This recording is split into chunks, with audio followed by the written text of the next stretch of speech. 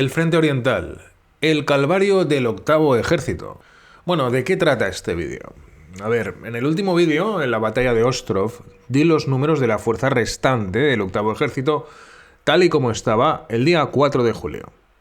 Si bien esos números son en general correctos, no tomé en consideración algunas divisiones, ya que estaban casi destrozadas y no representaban mucho en los informes de combate después de los primeros días de la guerra.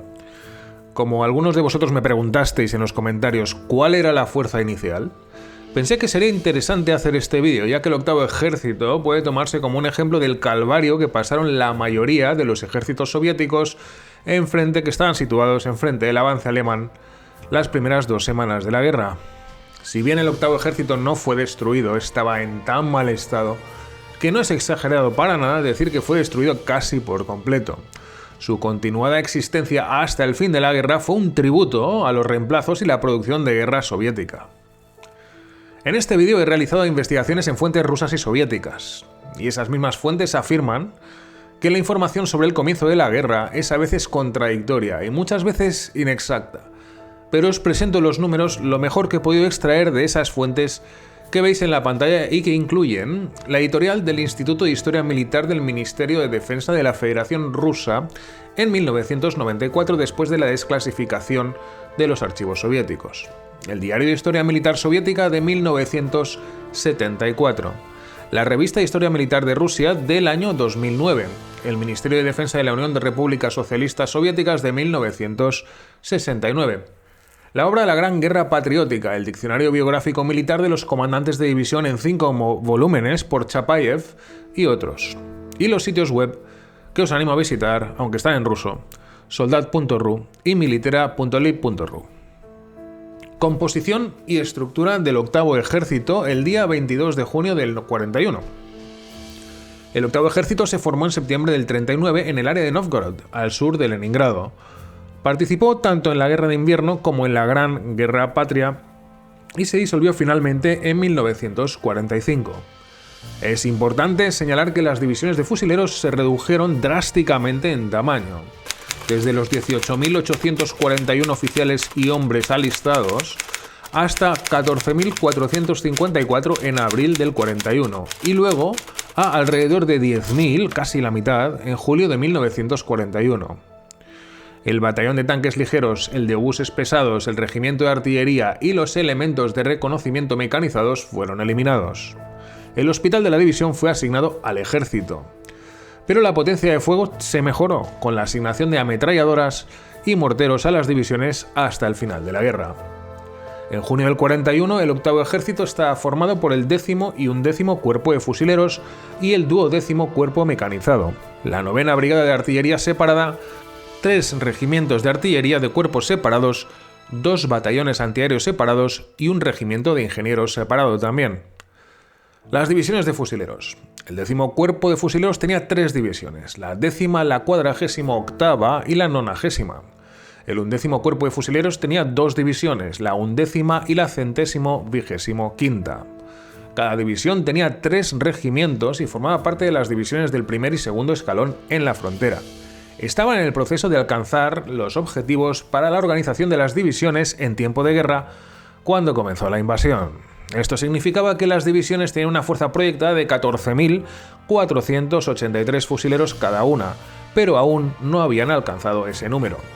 Además de los 3 regimientos, las divisiones contaban con un batallón de reconocimiento, una compañía de transporte, un batallón sanitario y también veterinario, un batallón de ingenieros, regimientos de artillería y obuses pesados, un taller de artillería, el puesto de campaña, panadería y caja de campaña y la oficina del Banco Estatal para pagar a las tropas.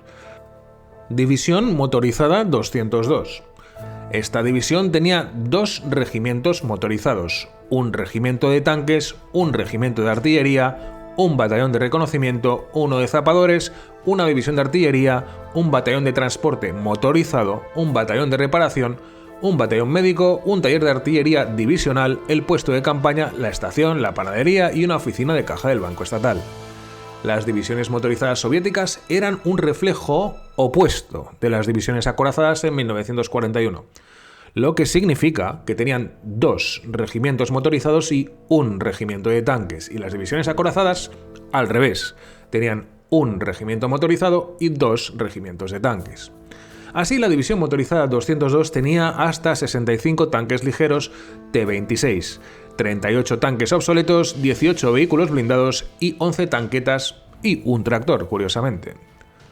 Divisiones acorazadas 23ª y 28ª. Estas divisiones tenían 2 regimientos de tanques, 1 regimiento motorizado, 1 regimiento de artillería de buses pesados, 1 batallón de reconocimiento, 1 batallón de puentes de pontones, 1 batallón de transporte motorizado, 1 batallón de reparación y restauración, 1 batallón médico, 1 taller de artillería divisional, la estación de correos de campo, la panadería y una oficina de caja del Banco Estatal. El número de tanques. A ver, las 2 divisiones acorazadas tenían una gran cantidad de tanques, pero todos ellos eran tanques ligeros. La 23ª División de Tanques tenía hasta 350 tanques ligeros T-26, 5 tanques químicos lanzallamas ligeros HT-26, y el resto eran tanques, tanquetas y vehículos blindados obsoletos. Por su parte, la 28ª División de Tanques tenía hasta 236 tanques ligeros BT-7, 68 tanques ligeros T-26 y 1 tanque químico lanzallamas ligero HT-26. El resto, al igual que la 23ª División acorazada, eran tanques, tanquetas y vehículos blindados obsoletos. Así que el número total de tanques para el 12º Cuerpo Mecanizado alcanzaba la asombrosa cifra de 731 tanques ligeros, 74 tanques obsoletos y 96 vehículos blindados, además de 68 vehículos blindados adicionales sin especificar, 199 tractores y 2.945 vehículos adicionales. Los cuerpos de fusileros también tenían algunos tanques ligeros y vehículos blindados, pero no los tomaré en consideración debido a su bajo número y poca relevancia. Los tanques obsoletos. Fue extraño e interesante descubrir que el 12º Cuerpo Mecanizado tenía algunos tanques obsoletos según las fuentes soviéticas y rusas, y que raramente mencionan las fuentes occidentales. Primero, el tanque de 2 torretas Vickers. Fue un diseño creado por Vickers Armstrong en 1930, pero rechazado por el ejército británico. De modo que casi todos los tanques producidos se exportaron del Reino Unido al resto del mundo. Tenía un blindaje muy pobre de 13 milímetros y un cañón de 47 milímetros. Se supone que el parque soviético era presumiblemente de origen polaco, obtenido cuando la Unión Soviética invadió Polonia y se apropió de estos tanques. Este tanque era la versión con 2 ametralladoras Vickers. El cuerpo tenía hasta 42 unidades. En segundo lugar, los tanques Fiat 3000. Con solo 6 unidades en el cuerpo, era un diseño de tanque italiano de la década de 1920. El Fiat 3000 fue desarrollado y se basó en el Renault FT-17 francés, inmediatamente después de la Primera Guerra Mundial. La producción total en todo el mundo fue de solo 152 máquinas. Entró en servicio con el ejército italiano en 1923 y, en resumen, era una versión más rápida y ligera del Renault FT-17 francés.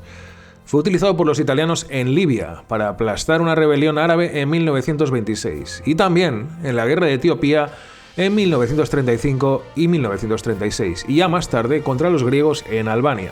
El tanque se usó hasta 1943 contra los aliados en Sicilia, y las máquinas soviéticas casi seguro provenían del ejército letón, ya que he comprobado personalmente que los números coinciden. 6 Fiat 3000 en el 12º Cuerpo Mecanizado Soviético en 1941 y 6 Fiat 3000 en el ejército león en 1940, un año antes, por lo que podemos concluir, creo yo, que los tanques Fiat fueron tomados del ejército letón, ya que la Unión Soviética ocupó el país un año antes de Barbarroja, y también porque la Unión Soviética jamás compró tanques Fiat 3000 a Italia. Los tanques letones se compraron a Italia en 1927. 2 de ellos estaban armados con un cañón de 37 milímetros y los otros 4 con ametralladoras británicas Vickers. La última rareza obsoleta es el famoso tanque Renault FT-17. La división motorizada soviética 202 contaba solo con 6 máquinas en 1941. Y realmente no estoy muy seguro de su origen, ya que se produjeron más de 3.800 tanques FT-17 desde el 1917. Este tanque ligero de la Primera Guerra Mundial estaba armado bien, con un cañón Hotchkiss de 37 mm o con una ametralladora Hotchkiss de 8 mm. El grosor del blindaje era de unos 16 milímetros en el mejor de los casos. Supuestamente las máquinas soviéticas eran trofeos de la guerra civil rusa, capturados al ejército blanco. Probablemente eran tanques franceses, pero también existía otra versión, el llamado Renault ruso, una copia casi idéntica del tanque francés producido en la planta Sormovo de Nizhny Novgorod entre 1920 y 1921. Estos tanques fueron oficialmente desmantelados y a partir de 1938 ni un solo Renault ruso estaba disponible en el Ejército Rojo y solo 2 Renault FT-17 quedaron ya en el almacén número 37. La única ventaja que tenían estos tanques en 1941 era su baja presión por centímetro cuadrado en el suelo, ya que eran muy livianos. Por el contrario, y en mi opinión personal, eran un lastre y una carga para el suministro y consumo de combustible. Por su parte, la 29ª Brigada de Artillería tenía 2 regimientos de artillería, un batallón de zapadores y un batallón de transporte. Este ejército tenía un impresionante número autorizado de 121.500 hombres, incluidos los 5.906 de la Brigada de Artillería, pero a fecha de 22 de junio del 41 el número total era de 85.483. Como hemos visto, se distribuyeron en 5 divisiones de fusileros, una división motorizada y 2 divisiones acorazadas con una brigada de artillería adicional. Los batallones de señales y comunicaciones, artillería, antiaéreos, cazacarros para la división motorizada 202 y antitanque estaban separados de las divisiones. Era potente y estaba razonablemente abastecido, pero carecía de transporte motorizado. Casi no tenía camiones, como en el caso de la mayoría de las divisiones motorizadas soviéticas en esa fecha. La historia hasta el 4 de julio. Este es un resumen muy breve de las batallas libradas en las 2 primeras semanas. Si queréis ampliación podéis ver los vídeos que hemos realizado de ella hasta la fecha. El octavo ejército cubrió el frente en Lituania desde Palanga en la costa báltica hasta el río Niemen y todo el camino hasta Jelgava en los accesos a Riga, hacia el norte. El puesto de mando estaba ubicado en la aldea de Bubiai, a 15 kilómetros al suroeste de Šiauliai. En la frontera se ubicaron destacamentos adicionales de guardias fronterizos en Kretinga y Tauragė. El primer día hubo muchas batallas en Kretinga, Palanga, Šilale y la batalla más importante, como ya hemos visto anteriormente, en Tauragė, donde la división 125ª se topó con los panzers alemanes mientras se retiraba de la frontera. Del 23 al 25 de junio, el cuerpo de fusileros, apoyado por el 12º cuerpo mecanizado, libró una batalla muy dura en Šiauliai, pero perdió y se retiró al norte en orden pero con muchas bajas. La batalla fue tan feroz que la 23ª División Acorazada dejó de existir como unidad de combate independiente el 24 de junio y sus supervivientes se unieron a otras unidades lo mejor que pudieron. La razón por la que la batalla duró 2 días completos es la fuerte defensa presentada por el octavo ejército, pero principalmente por la 9ª Brigada de Artillería Antitanque, que detuvo a parte del 41º Cuerpo Motorizado alemán. Al mismo tiempo se estaba produciendo la batalla de Radziecki, y los alemanes finalmente rompieron el frente. Así que el ejército tenía brechas tanto al oeste como al este, cuando el 4º Panzergruppe avanzó hacia el río Divená. Así que el ejército se retiró una vez más allá del río el 29 de junio. Pero a ver, el problema es que las unidades móviles alemanas avanzaban más rápidamente que el octavo ejército podía retirarse, y los cruces de los ríos se tomaron antes de que el ejército rojo pudiese ocupar las defensas. El 1 de julio, el ejército defendió una línea en los lagos al norte de Daugavpils y alrededor de la ciudad de Madona. 2 días después, el octavo ejército fue nuevamente aislado del 11º ejército soviético al este por el 4º Panzergruppe una vez más. Finalmente tuvieron que retirarse hacia el norte a Estonia. Extracto del informe del cuartel general del Frente Noroeste el 4 de julio de 1941 al Estado Mayor del Ejército Rojo sobre el combate y la fuerza numérica de las tropas del frente el 4 de julio de 1941. Las pérdidas totales en 2 semanas de combate representan el 71,59% del número real de tropas al comienzo de la guerra. La pérdida de equipo fue casi completa con solo 43 tanques restantes de los 805 tanques ligeros y obsoletos iniciales que tenía el ejército el día 22 de junio. La división motorizada 202 se convirtió más tarde en una división de fusileros. La 23ª División Acorazada se disolvió el 16 de agosto. La 28ª División Acorazada fue enviada a la reserva para reformarse por completo el 12 de julio. El 12º Cuerpo Mecanizado se disolvió oficialmente el 25 de agosto del 41, después de que todas sus unidades hubieran sido retiradas de las operaciones de combate el día 12 de julio del 41. Esta es una muy buena alegoría de lo que estaba pasando en el Ejército Rojo, una reorganización completa y reconstrucción desde cero de su estructura anterior a la guerra. Los restos de la 9ª Brigada de Artillería lucharon hasta que se disolvieron el 29 de septiembre de 1941. Las divisiones 1ª, 48ª, 90ª y 125ª fueron declaradas incapaces de operaciones de combates el día 7 de julio, pero sus restos combatieron en el área de Leningrado hasta el final de la guerra. La 10ª División de Fusileros absorbió la 22ª División de Fusileros Motorizados de la NKVD después de la caída de Riga para seguir siendo una unidad de combate independiente. El 7 de julio fue declarada incapaz de operaciones de combate por el comisario de brigada del Frente Noroeste, Ryabchi. Sin embargo, los supervivientes lucharon todo el camino a Leningrado y durante el resto de la Guerra Patria hasta la rendición de la Bolsa de Curlandia en 1944. El 8º Ejército se disolvió finalmente en septiembre de 1945.